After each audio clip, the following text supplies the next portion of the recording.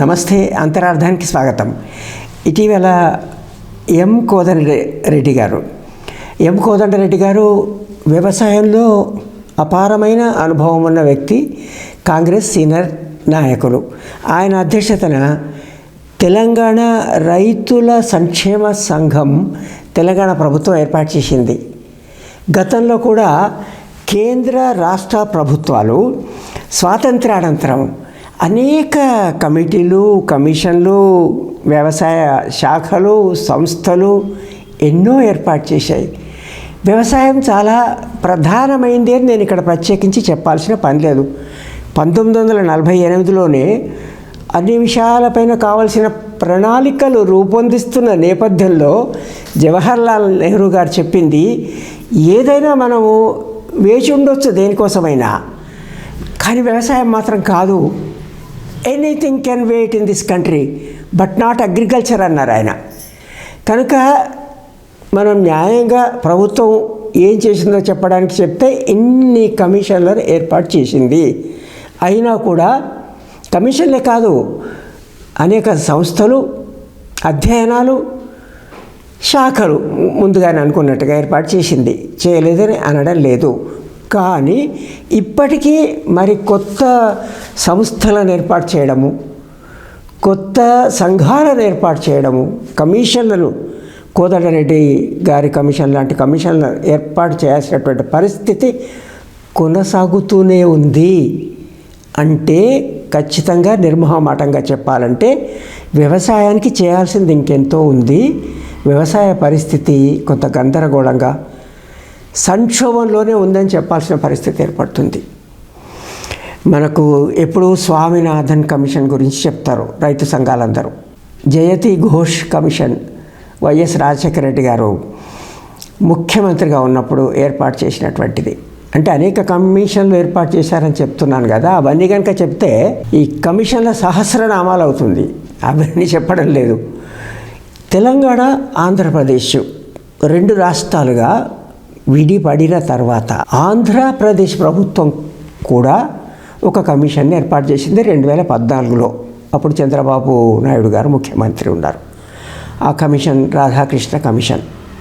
అది ఎట్లా పనిచేసింది, ఇచ్చినటువంటి నివేదిక ఏంటి, అది నేను సమీపం నుంచి చూసే అవకాశం నాకు ఏర్పడింది. నేను ఆ కమిషన్లో వ్యవసాయ పెట్టుబడులు, పరపతి, రైతులపై రుణభారం కోసం ఏర్పడిన ఉపసంఘంలో సభ్యుడిగా పనిచేసినారు. కనుక ఆ కమిషన్ గురించి నేను తర్వాత చివరిలో చెప్తాను. దానిపైన ఏం జరిగింది, ఏం జరుగుతున్నది, ఏం జరగాల్సిన అవసరం ఉంది అనేది. ముందుగా మరీ వివరాల్లోకి వెళ్లకుండా, అంటే వ్యవసాయము ప్రధానమైందని మనం అందరికీ తెలిసినటువంటిదే, సంక్షోభంలో ఉన్న సంగతి మనకు తెలుసు. అయితే ఇక్కడ ఈ వీడియోలో అసలు మనం వ్యవసాయదారుడు అంటే ఎవరు, ఈ సంఘాలు కానీ అధ్యయనాలు కానీ ముందుగా తెలుసుకోవాల్సినటువంటి విషయం. రెండో విషయం, వ్యవసాయం అంటే ఏంటి, అసలు ఫార్మింగ్ అంటే ఏంటి, ఫార్మర్ అంటే ఎవరు. తర్వాత మూడో ప్రధాన అంశము, ప్రైవేటీకరణ వగైరా మనం మాట్లాడుతున్న నేపథ్యంలో మార్కెట్ శక్తులకే ఆర్థిక వ్యవస్థను అప్పచెప్పాలనేటువంటి ఆలోచనలు విశ్వవ్యాప్తంగా 1980 చివరిలో 90 దశకం నుంచి ఉన్న నేపథ్యంలో మరి ప్రభుత్వం ఎందుకు వ్యవసాయానికి సహాయం చేయాలి? 3 ప్రశ్నలు. వ్యవసాయదారులు అంటే ఎవరు, వ్యవసాయం అంటే ఏంటి, వ్యవసాయానికి ఎందుకు సహాయం చేయాలి, ఆ విషయాలు క్లుప్తంగా ఈ వీడియో ద్వారా తెలుసుకునే ప్రయత్నం చేద్దాం. దేశంలో వ్యవసాయ కమతాలు ఎన్ని ఉన్నాయి? 144.45 మిలియన్లు, 14,65,00,000 కమతాలు ఉన్నాయి. ఇది 2015-16కు సంబంధించిన లెక్క. ఆపరేషనల్ హోల్డింగ్స్ సగటున, ఇది మనం చాలా జాగ్రత్తగా తెలుసుకోవాల్సినటువంటి గణాంకం, 1.08 హెక్టేర్లు, సుమారుగా 2.5 ఎకరాలు అనుకుందాం.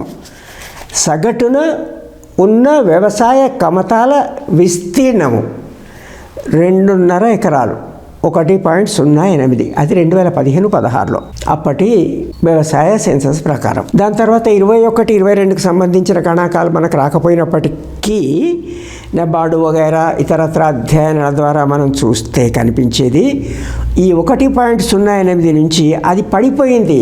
కమతాల పరిమాణము పడిపోతుంది, కమతాలు చిన్న చిన్నవి అవుతున్నాయి. ఇది సగటు గురించి చెప్తున్నా నేను. ఇంకా సన్నకారు రైతులు, చిన్నకారు రైతులు వాళ్ళ పరిస్థితి ఎట్లుంది నేను చెప్పడంలే, అది వెంటనే తెలుసుకుందాం.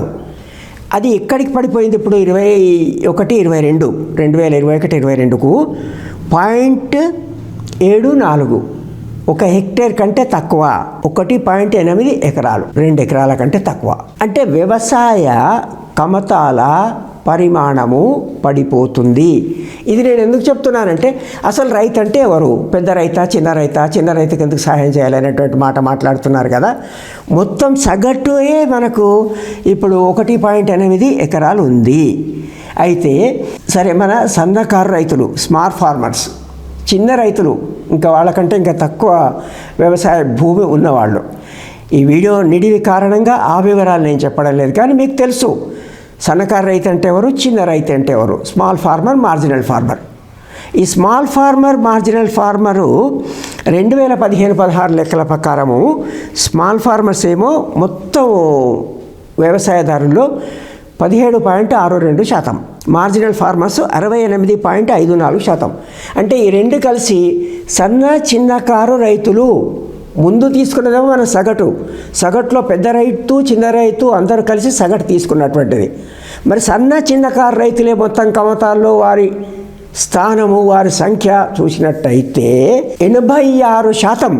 ఎప్పటిదండి ఈ లెక్కలు? 2015-16. మరి ఇప్పుడు ఏం చెప్తున్నాయి లెక్కలు? ఇప్పుడు కూడా ఈరోజు కాదు నేను చెప్పేది, 2020-21కి ఇటీవలే నాబార్డు నివేదిక ఒక దాంట్లో చూస్తే తెలిసింది 92% సన్నకారు చిన్న రైతులు. అంటే రైతులు అంటే ఎవరు? సన్నకారు చిన్న రైతులు అని 92% వాళ్ళే ఉన్నట్టు తెలుస్తుంది. ఇది కాక మరి రైతు అంటే ఎవరు? ఎవరు సేద్యం చేస్తారో వారే రైతులు. ఇక్కడ నేను దున్నేవాడిదే దుక్కి అట్లాంటి నేపథ్యాలు ఏం చెప్పడం లేదు. నిజంగా వ్యవసాయం చేసి పంట పండించి మనకు ఆహారాన్ని అందిస్తున్నటువంటి మన అన్నదాతలు ఈ సన్న చిన్నకారు రైతులే 92% ఉన్నారు. ఇక్కడ మనం అర్థం చేసుకోవాలి. ఎందుకు నేను ఈ వివరాలు చెప్తున్నా అంటే, మీరు సహాయం చేస్తా అంటున్నారు, ఎవరికి సహాయం చేస్తారు? రైతుకు. రైతు అంటే ఎవరు? 92% సన్న చిన్నకారు రైతులు.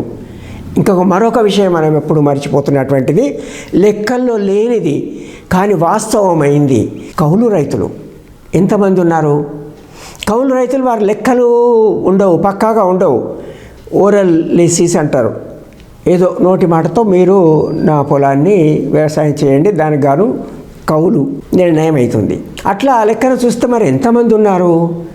గణనీయమైన సంఖ్యలో ఉన్నారని అధ్యయనాలు చెప్తున్నాయి. వ్యవసాయం చేసేవాళ్ళు ఎంతనది 35% నుంచి 40% దాకా ఉండొచ్చు. ఒక పక్కనేమో మనం సన్న చిన్నకారు రైతులు 92% ఉన్న కమతాల్లో ఉన్నట్టుగా మనం గమనిస్తున్నాం.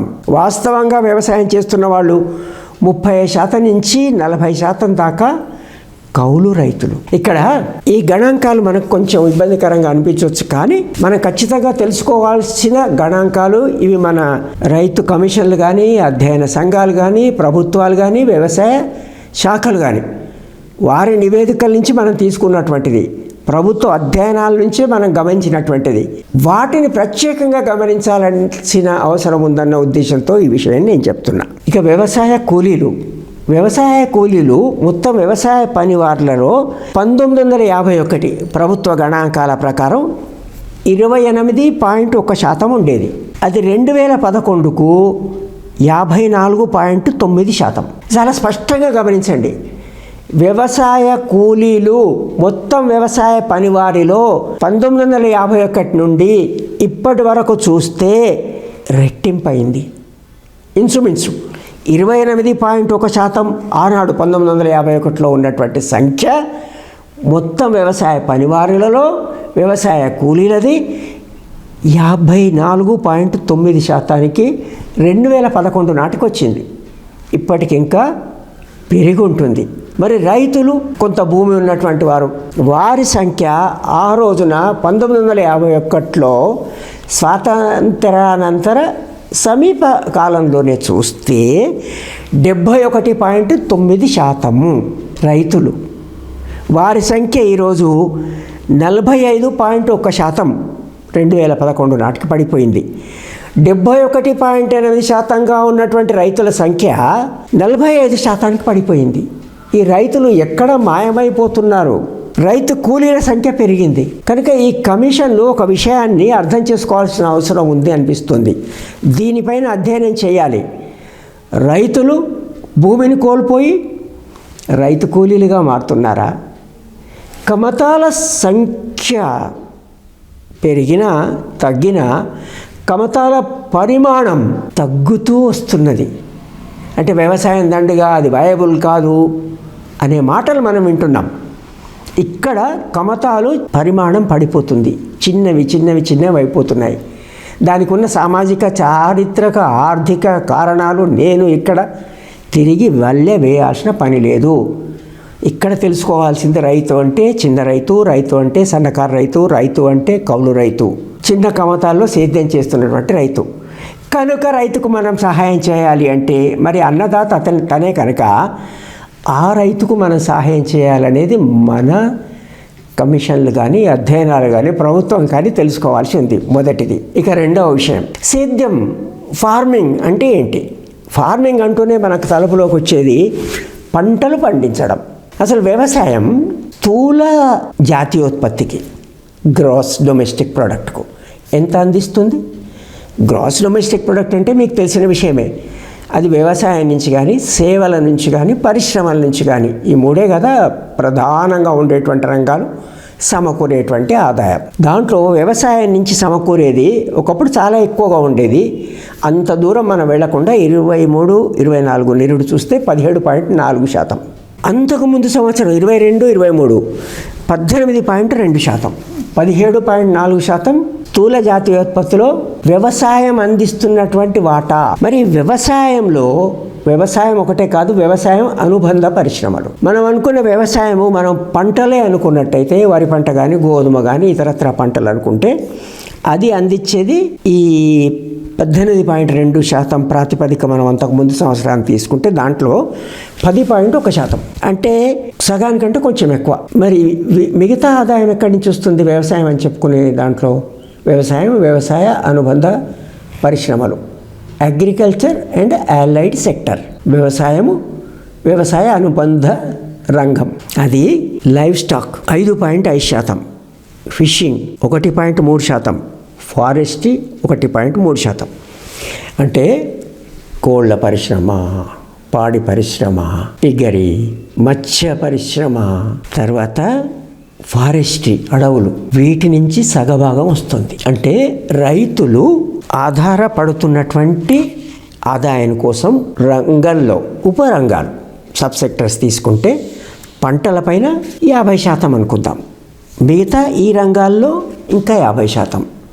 అంటే వ్యవసాయం అంటే ఏంటి అంటే కేవలం క్రాపే కాకుండా, పంటలే కాకుండా ఇతర రంగాలకు కూడా సహాయం చేయాల్సి ఉంటుంది.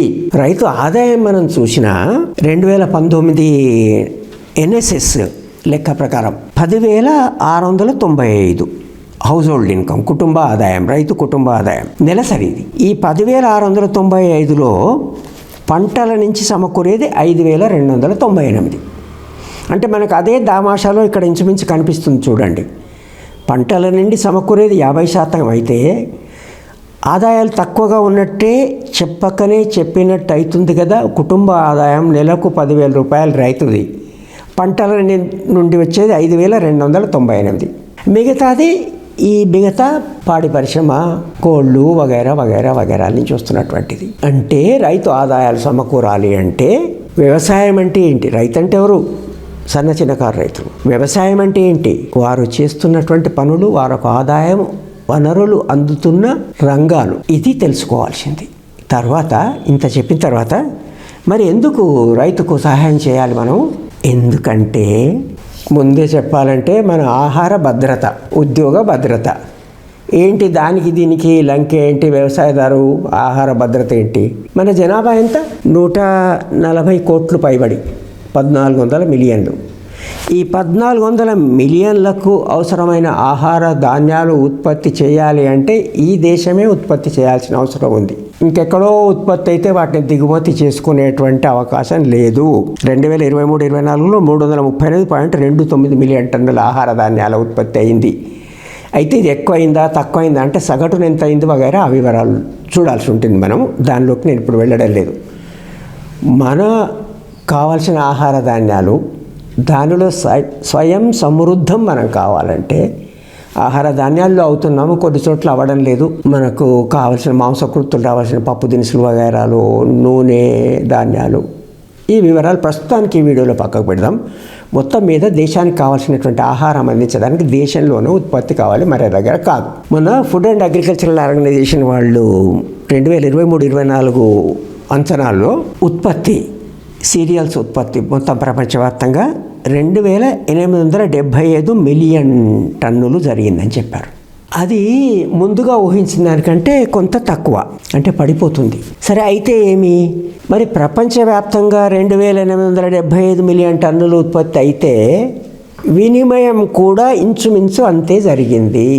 2843 టన్నులు వినిమయం, 2875 టన్నుల ఉత్పత్తి.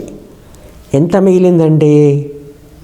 పొదుపు ఆహార ధాన్యాల్లో మనకు ఒక 32 మిలియన్ టన్నులు. అంటే ప్రపంచంలో ఎవరో ఎక్కడో ఉత్పత్తి చేసి మనకు ఆహార ధాన్యాలు అందించలేరు. మనకు అన్నదాతనే అన్నం పెట్టాలి. ఆహార భద్రత కోసం వ్యవసాయాన్ని కాపాడాలంటే వ్యవసాయదారుడు ఎవరంటే మనం అనుకున్నాము, అది అవసరము అని దీనివల్ల మనకు తెలుస్తుంది. ఇక రెండో విషయం, ఎందుకు సహాయం చేయాలనేది ఉద్యోగ భద్రత అనుకున్నాము. మొత్తము ఉద్యోగితలో వ్యవసాయ రంగం నుంచి వచ్చేది 45.76% వర్క్ ఫోర్స్ వ్యవసాయంలో ఉన్నారు. 45.76% వ్యవసాయ పనుల్లో ఉన్నారు. ఉంటే అవి ఆదాయాలు కల్పిస్తున్నాయా? అంతమందికి కావలసినంత పని దొరుకుతుందా? ఏది ఏమైనా అంతమంది వ్యవసాయం పైన ఆధారపడి ఉన్నారు. వారు వ్యవసాయం నుంచి వైదొలగితే ఇక్కడ మన సర్వీస్ సెక్టర్ కానీ, మన ఇండస్ట్రీస్, మ్యానుఫ్యాక్చరింగ్ సెక్టర్ కానీ, ఈ 45.76% ఉద్యోగితలో ఉన్న వారికి ఉపాధి కల్పించగలుగుతుందా? అసాధ్యం. ఇంతమందికి ఉపాధి కల్పించి వారికి అన్నం పెడుతుంది ఈ వ్యవసాయ రంగం. కనుక ఓ పక్కనేమో ఉద్యోగిత కోసం, మరో పక్కన ఆహార భద్రత కోసం వ్యవసాయ రంగానికి మద్దతునివ్వాలి. ఎందుకు ఇవ్వాలి? వ్యవసాయ ఉత్పత్తికి అయ్యే వ్యయం ఎంత ఉంది, వచ్చే ఆదాయాలు ఎంత ఉన్నాయి, రైతుకు వచ్చిన ఆదాయం ఎంత కనిపిస్తుంది, ఎంత మద్దతు తెలియజేసినప్పటికి కూడా ఆ రైతు కొనసాగాలి అంటే ఆదాయాలు పెరగాల్సిన అవసరం ఉంది కదా. ఆ ఆదాయాల పెంపుకు ఒక వ్యూహము, ప్రణాళిక కావాలి మనకు. తప్పనిసరిగా ఇది ప్రభుత్వ బాధ్యతగానే భావించాలి. విద్యారంగము, వైద్య రంగం మనం ప్రతిసారి అనుకుంటాం. ఆహారం, ఇది ప్రభుత్వ బాధ్యత కాదా? ఆహారం లేకుండా దేశం మనగలదా? దేశానికి ఆహారం అందించాల్సినటువంటి వ్యవస్థను ఏర్పాటు చేసుకోవడం ప్రభుత్వ బాధ్యత కనుక ఖచ్చితంగా ప్రభుత్వం సహాయం చేయాల్సి ఉంటుంది. ఇంకా చివరిలో రాధాకృష్ణ కమిషన్ గురించి మీకు చెప్పాను. అది 2014లో ఆంధ్రప్రదేశ్ ప్రభుత్వం, తొలి ఆంధ్రప్రదేశ్ నుండి విభజితమై ఆంధ్రప్రదేశ్, తెలంగాణ ఏర్పడ్డ తర్వాత ఆంధ్రప్రదేశ్లో వ్యవసాయ వృద్ధి కోసం చంద్రబాబు నాయుడు గారు ముఖ్యమంత్రిగా ఉన్న రోజుల్లో inclusive and sustainable development of agriculture, ఇక్కడ ఉంది అది, inclusive and sustainable agricultural development of Andhra Pradesh, దీనికోసం ఏర్పాటైన కమిషన్ నివేదిక ఇది. సమగ్రంగా వ్యవసాయ రంగాన్ని, అనుబంధ రంగాలను పరిశీలించి స్టేక్ హోల్డర్స్ అంటారు, దానికి సంబంధించిన వారు, రైతులు, పరపతి అందించే సంస్థలు, నిపుణులను సంప్రదించి ఊరూరు తిరిగి దేశవ్యాప్తంగా సమాచారాన్ని సేకరించి ఈ నివేదిక రాధాకృష్ణ కమిషన్ రూపొందించింది. ఎన్నో కష్ట నష్టాలకు ఓర్చి వ్యయ ప్రయాసలు ప్రభుత్వం వేయించేసింది, ప్రభుత్వం కూడా కాదు. అది అందిన తర్వాత మన రాజకీయ కారణాలు అయితేనేమి, మరొకటైతేనేమి, దాన్ని తిరగవేసి చూసిన నాదులే లేరు. అయితే ఇప్పుడు తెలంగాణలోనేమో కోదండరెడ్డి గారి అధ్యక్షత ఏర్పాటైనటువంటి కమిషన్ రైతులకు లబ్ధి చేకూర్చే విధంగా మరో కమిషన్ నివేదికగా కాకుండా కొంత ఈ ఊహతో కావలసిన మార్పులు తేవడానికి ప్రయత్నం చేయాలి, చేస్తుందని ఆశిద్దాం. మరి ఆంధ్రప్రదేశ్ ప్రభుత్వం మటుకు ఆ రాధాకృష్ణ కమిషన్ నివేదికను, మరో కమిషను మరో అధ్యయనం అక్కర్లేదు, ఆ నివేదికను అధ్యయనం చేసి అక్కడ ఉన్న సూచనలు ఏంటో తెలుసుకొని దాంట్లో ఉన్న సూచనలను గమనించి ప్రజలకు తెలియచేసి ఏవేవి వెంటనే అమలు చేయాలో అవి అమలు చేసి వ్యవసాయ వృద్ధికి తోడ్పడాలి. ఈ 2 రాష్ట్రాల్లో ఈ విధంగా జరగాలని మనం కోరుకుంటున్నాము, జరుగుతుందని మనం ఆశిద్దాం. ఇంత ఓపికగా ఈ వీడియోను చూసిన మీ అందరికీ ధన్యవాదాలు. ఇప్పటిదాకా మీరు ఈ ఛానల్ను సబ్స్క్రైబ్ చేయకుండా ఉన్నట్టయితే దయచేసి వెంటనే సబ్స్క్రైబ్ చేయండి. సబ్స్క్రిప్షన్ ఉచితమే, కానీ మీరు సబ్స్క్రైబ్ చేయడం వల్ల నన్ను ఎంతగానో ప్రోత్సహించినట్టు అవుతుంది. ధన్యవాదాలు.